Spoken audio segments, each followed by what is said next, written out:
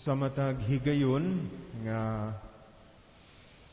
basahon or makabasa ko no bahin diya sa Biblia, labi na diya sa Ebanghelyo, ang sambingay ni Jesus nga maghisgot gani sa gingharian sa Dios. Of course, tanan niya nga mensahe no mahitungod man sa gingharian gyud sa Dios no.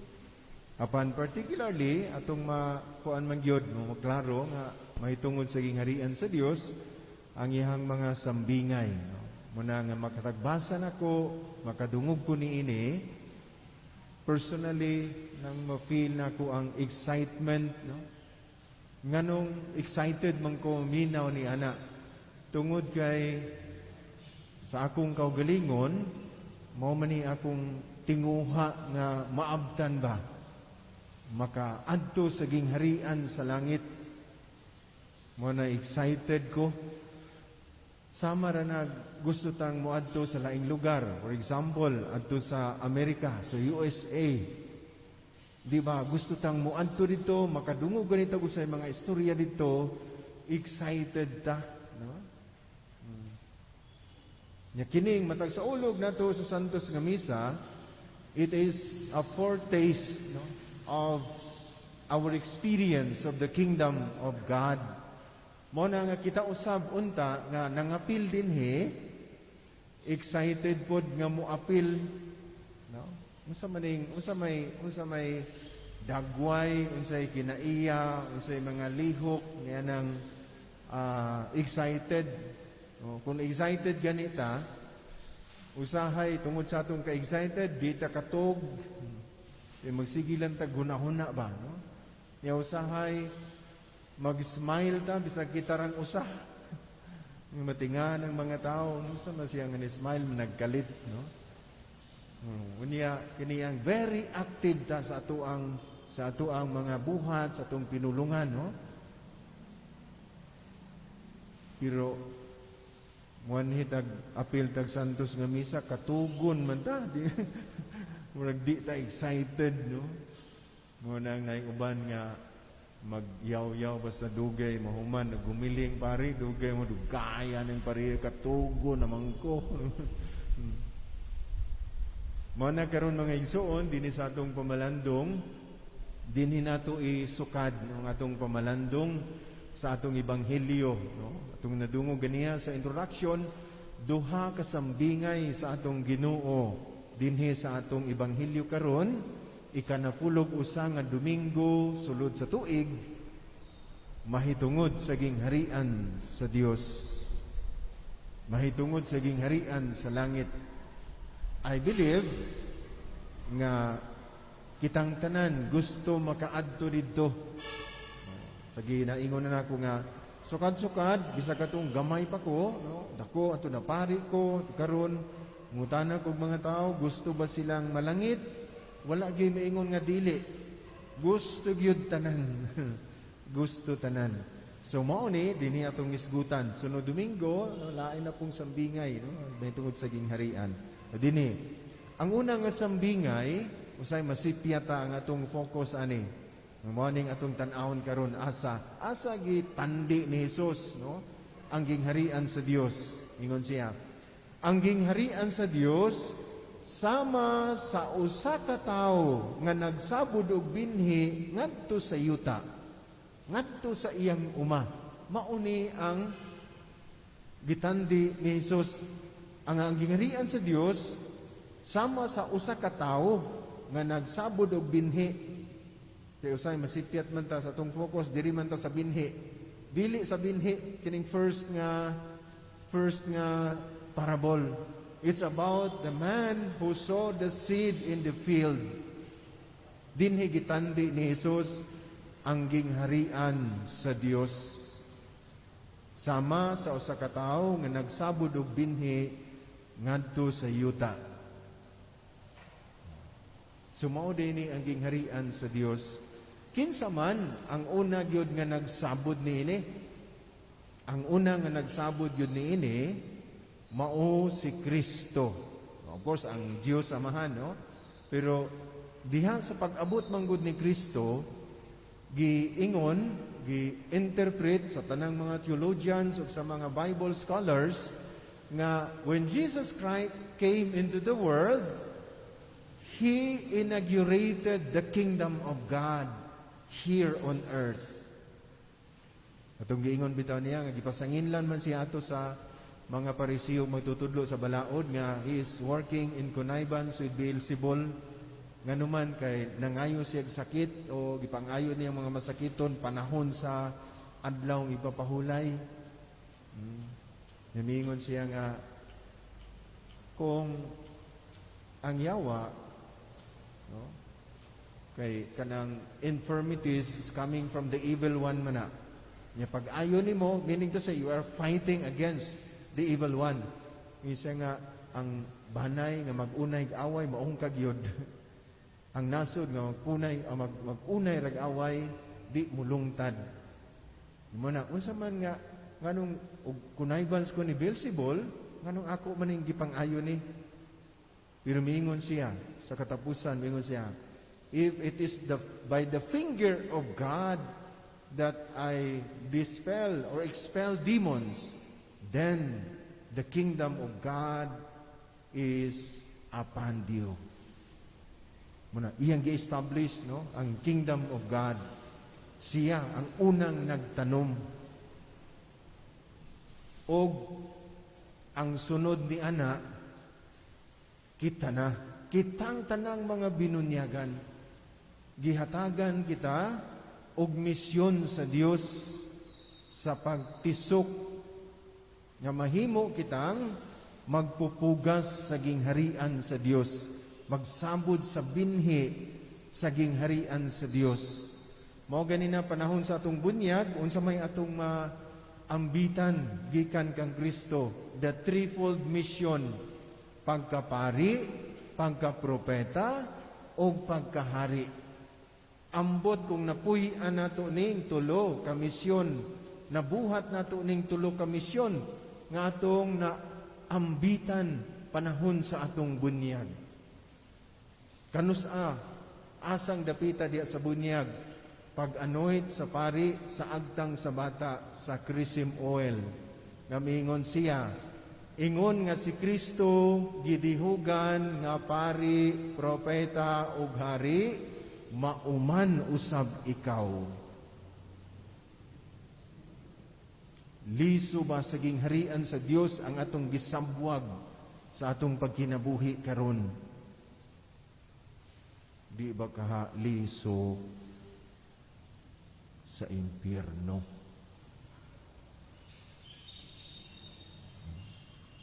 Usa man ning liso sa gingharian sa Dios. Of course, ang liso sa gingharian sa Dios nga angay natong isabwag, maayong balita, good news. Mao ba ni kanunay natong giistorya ngadto sa atong isig katao diha sa atong panimalay, naghisgot batag pulong sa Dios. Di ba ka email ang atong gihisgutan ug unsa pa na? Basig kanunay ratang gahisgot sa coronavirus. Pila ka buok namatay, pila ka buok positive, pero wa kita kahibaw sa mga teksto sa pulong sa Dios diya sa Biblia. Kay wa pud tay basa-basa. Unsa may isangyaw unya natong maayong balita. Unsa may liso sa gingharian sa Dios nga atong isabwag kung wala kita niini. Mao kini ang dakong hagit alang kanato. Ambot kung kitang tanan na adian dinhi, gusto bagyod nga malangit. Kay naamay daghan gustong malangit, pero maingon siya nga, di sa karon Father, di sa ron, nung kanusa man di ay. O niya, sige gireklamo ba, daghang kay problema, kalibutan na ni oy.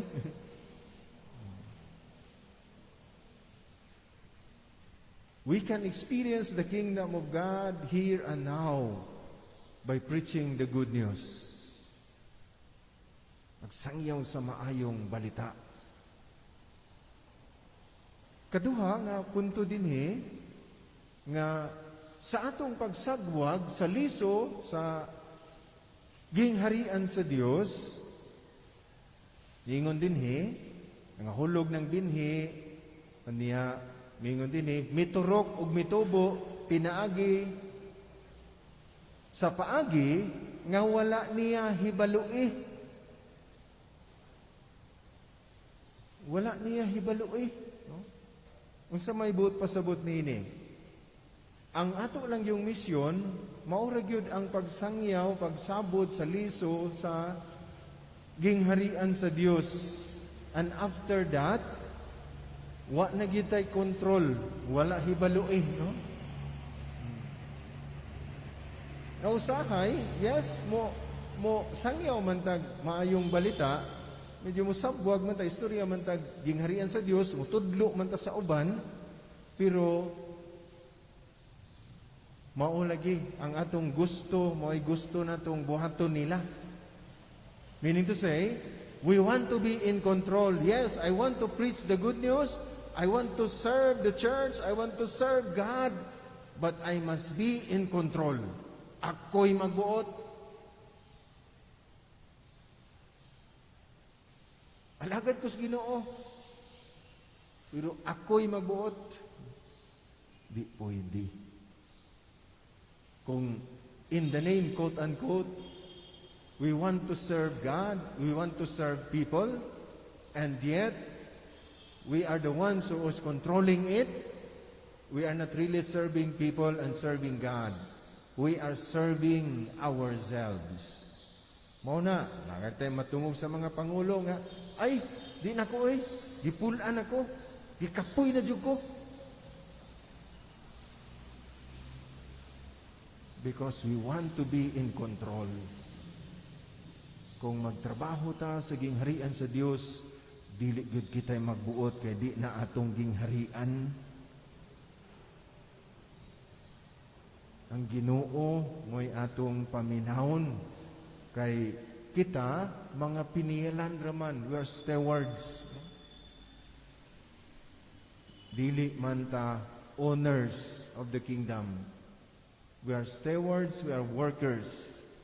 Ambot nakadungog na mamog mga trabahante sila'y magbuot.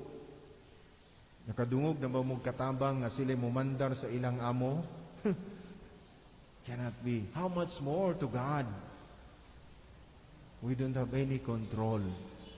But, if we really work for God, nung ginaingon ako nga, kanabitang naitrabahoon nga balay, ang makaunag yung sulod sa balay, dili man ang tag-iya sa balay, ang panday man, makasulod gawas sa balay, makatambo sa bintana, makatikang sa ang sa hagdanan, ang unag yung makasulod, mao ang panday, dili ang tag-iya. Mauna kung kita maning kamot sa pagtabang o pagsabod, pagtrabaho sa gingharian sa Dios, mauna nagsudguwa na di ay ta sa gingharian sa Dios. Apan mga igsuon, kung ang ato ang pagtrabaho para ra sa atong kaugalingon, para ra sa atong pamilya, para ra sa ato ang panimalay, muna diha ra gyud ta nagsud og gawas atong balay. Muna nga ginaingon ko nako nga ang edad nato 50 na, 60 na, 70 na, 80 na gani, pero ang kabalaka maura gihapon, way bugas, way kwarta, way makaon, way trabaho, wa mo angat pagkaluoy. It is the challenge. This first parable is a challenge to work for the kingdom, to sow the seed of the good news. Ikaduha nga sambingay, kini mahitungod na ni sa liso, no? Ganiha mahitungod sa magpupugas, karon dinhi na sa kaduha mahitungod na sa binhi na. Ang gingharian sa langit sama kini sa liso sa mustasa nga sa dihang ipugas kini sa yuta, maoy kinagamian nga liso sa tanang binhi sa yuta. Kinagamyang binhi, no? But na wala pa siguro ka istorya din nga time sa misa na ato'y nangutanan sa kuwa yung siya, Father, unsa man gina ka, unsa man ang kanang liso sa mustasa? Amo taga kita na ba mo liso sa mustasa? Ako wa pa ko amo taga kita siguro ko pero ko kaila. Ang nakita na ko nga liso nga gamay kanamang amo sa nang liso sa lunga man. Oh, muna yung na siya nga ina ko siguro kay akong nakitaan nga pinakagamay nga liso so far ang lunga man kanang lunga bitaw kailaman mo ang lunga no? Oh, na inigtubo ana mahimong binangkal. Ibutang manas binangkal. The smallest of all seed. Meaning to say, nga ang gingharian diya sa Diyos magsugod with a humble beginning. Hiyano. Sa ubos. The smallest of all seed. Dumdum ko sa una sa ubang mga parokya, no? Kanang, kung na-assignan sa una, kanang naabitaw piyesta, kanang maagat ang piyesta, sa pa na mga JKK Day, Paris Day, sa pa ng mga dagkong activities, no? Namingam na sila nga, Father, kinahanglan ato kong ipabungga ning atong opening salvo sa atong celebration. Oh, bungga jud kayo. Magkuan kita, Father, magrekurida kita karon mahibalo tanang mga tao nga nagsaulog tanini hapit atong pista, hapit atong Paris Day, hapit atong JKK Day. Muna pangutano gid ako dayon, unya inig kahuman sa opening salvo, unsa may mahitabo? Mo ni kasagaran nato. Gusto nang bungga kayo. Bungga dayon sa sugod. That is in the business sector. But when we talk about the kingdom of God, it begins with a humble beginning. The smallest of all seed. Pinakagamay. In order for us to truly work for the kingdom of God, kinahanglan gyud nga naatay birtud sa pagkamapaubsanon. Kay taas gani kayo ta, hambugiro gani kayo ta, way gingharian sa Dios dihang makasugod. Because the kingdom of God will begin the humble beginning. Pinakagamay nga liso sa tanang mga liso sa yuta. Mao kana mga igso ako personally, no? Personally as a pagkapari, ganahan ko nga ma-assign ko kana bitong bag-o pa o gani kanang gusto ko lang ako gyud magsugod ba sa parokya. Oh. Ngano man kay usahay kana bitong dugay na kayong parokya nga na-establish. No? Karaan na kayong parokya, daghan na kayong tang-an ba? Oh, numdum ko din no?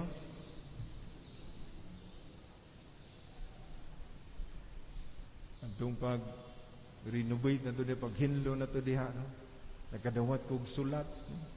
Nganong gipamutol man ang mga mangga. Nganong giguba man tong stage. Gipangutana to dito sa assembly, sa Holy Cross. Father, ngano daw gipamutol ang mga mangga? Ingon ako pod nga, asa man mo kakita og simbahan sa parokya nga gihimong prutasan.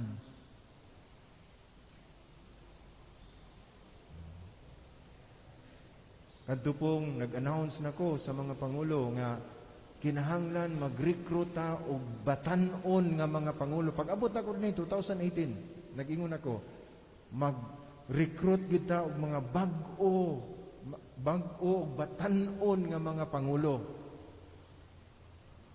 Daghang pangulo atong gayaw-yaw ug nagreklamo. Ang uban gani nag-una-una nag-resign.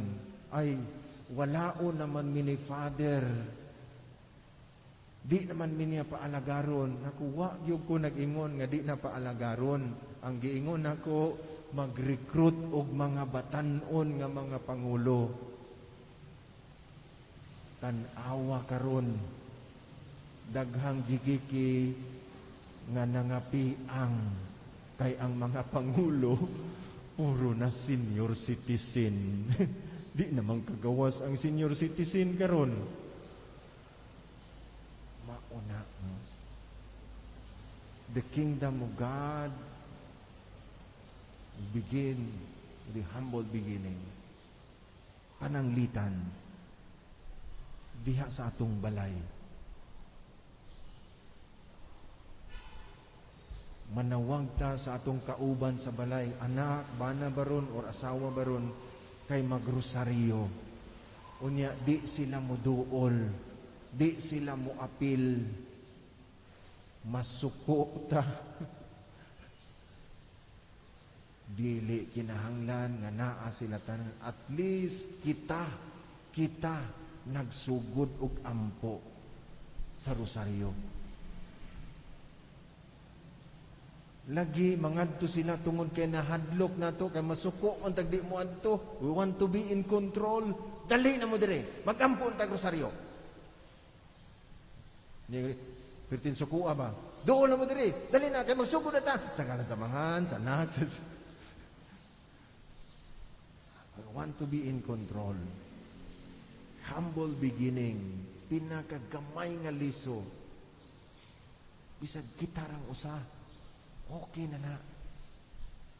Mapo ni kanunay na kong girimahin sa mga pangulo sa kapilya kay mao gini ang general nga reklamo bisag asa ka muadto nga mga parokya mo ni gamay ra gyud kaayong manambong sa kasaulugan sa pulong pader. Pila man di mo kabuok? 5 rami kabuok pader kada kasaulugan sa pulong. Sobra na kay giingon si Kristo, hain tong duha kung tulo nga nagkatigom sa akong ngalan, atua ako sa ilang taliwala. 5 mo kabuok, paulian ang duha. Because the kingdom of God has the humble beginning. Nakuha mo kabantay anang sa tawag ng atong katilingban? JKK. O sa na, gagmay gani. Nya gusto tag tanang membro mo apil, uy di na gagmay, dagko na. Tungod kay gusto lagi ta nga bongga, tanan naa dito, aron aligre. No. Dili di ay. Sugod. O bisag karon gani, mutanan na pud sila kay wala naman undang naman ang kini ang atong mga activities sa GKK, wala pa man gitugutan, no? Stop pa man, kay in-ECQ naman po ta. Mutanan na po itong kuban. Pater, wala na may kasaulugan sa pulong ani. Ganong wala naman. Wala naman sa GKK, Pater. Wala lagi sa GKK. Sa inyong balay, di mo magkasaulugan. Pwede di ay, Pater. Pwede, manggani mo mag-away diha. Pwede man gani mo mag-inom sa inyong balay. Pwede man gani mo magsugal. Unya karo mag-ampo, magkasaulugan sa pulong. Di na noon pwede. Gusto kay ato GKK, no? Karon, this is a call of time that we pray at home. A humble beginning. More than 1 year na ta. Niining ato ang gi-experiensyahan karon. Pero, naabay ni turok na kinabuhing maampuon sa tagsa-tagsa nato kapamilya. Basig walay ni tisok dito, basig walay ni sabod. Kita, ato baya ng responsibilidad. Dadon si Kristo dito. Maunay atong mapaambit aron mapakailap ang gingharian sa Dios, aron ma-establish ang gingharian sa Dios. Kay konsepto nato diri sa simbahan, daghan kayong dili makaanhi dinhi. Oh, kanang kanang MECQ, Kung i-follow gito nimong omnibus code, 18 below to o 60 above. Niya kadto pa ang naay comorbidity. Now, saon na pag-ampo, manay na problema. Saan pag-ampo, Padar? Sa inyong balay, pananglitan, sa inyong GKK, naamoy 5 ka GKK. Di sa usa ka Domingo, 5 ka kasaulugan. 5 ka balay ang matuan. Pananglitan sa inyong balay, 5 mo ka buok. 5 ka PSL, 5 ka kasaulugan. 5 times 5, 25 mo. Adto ra mo sa inyo, ug adto mo sa inyong kapilya, 5 ra mo ka buok. Maoning karong panahon na di ay supposed to be nga mutubo ang liso sa gingharian sa Dios diha sa atong tagsa-tagsa ka panimalay. Mauni nga naay mga restrictions, itugot ang Ginoo kay murag ang konsepto nato sa ampo diri ra gyud sa simbahan, diri ra gyud sa simbahan. Niya sa atong balay wa natay ampo-ampo. Remember mga igsuon, kini dinhi sa sambingay, the smallest seed, pinakagamay sa tanang liso. Apan sa matag sa ulog nato sa Santos nga misa, ang atong madawat dili pinakagamay nga liso, the biggest seed ang atong madawat. Ang gitanom dinhi kanato. Nganuman, tungod kay ang gitanom dinhi kanato ang atong dawaton karon, lawas ni Kristo, the biggest seed of all seeds. Kumusta ang liso nga atong gikalawat matag Domingo? The biggest seed nitubo ba diha sa atong tagsa-tagsa kakaugalingon karon? Itong ginabalik-balik bito na ako nga, we are gifted with the body of Christ, the source of eternal life.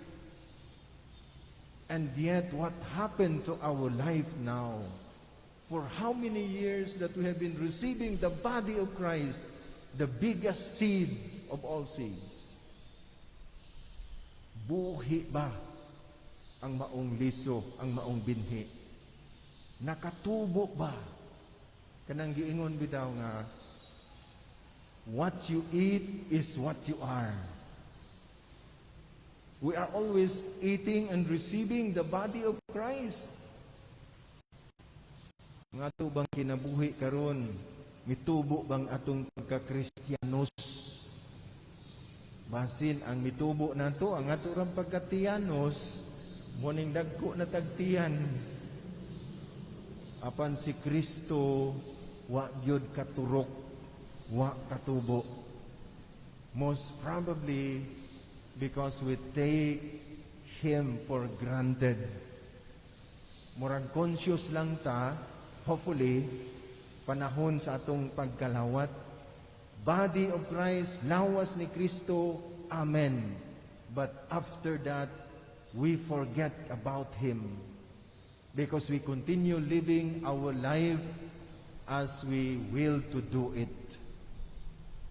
Mo na mga igsuon, kining Dominguha karon, nindot nga pahinumdom og dasig alang kanato nga buhion unta nato ang atong Kristohanong kinabuhi tungod kay makadawat kita kanunay niining liso, nagunggingon nga the biggest seed, the seed of eternal life, the seed of Christian life. Nanggingon bitaw sa CCC o sa Vaticano II, the Holy Eucharist is the source and summit of Christian life.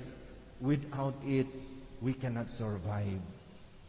Sa atong pagpadayon, ining pagsaulog sa Santos nga Misa karon, atong susihon ang tagsa-tagsa kanato, kita nga kanunay nagadawat sa lawas ni Kristo, the biggest seed, unsay nahitabo sa atong kinabuhi for how many years that we have been receiving the biggest seed.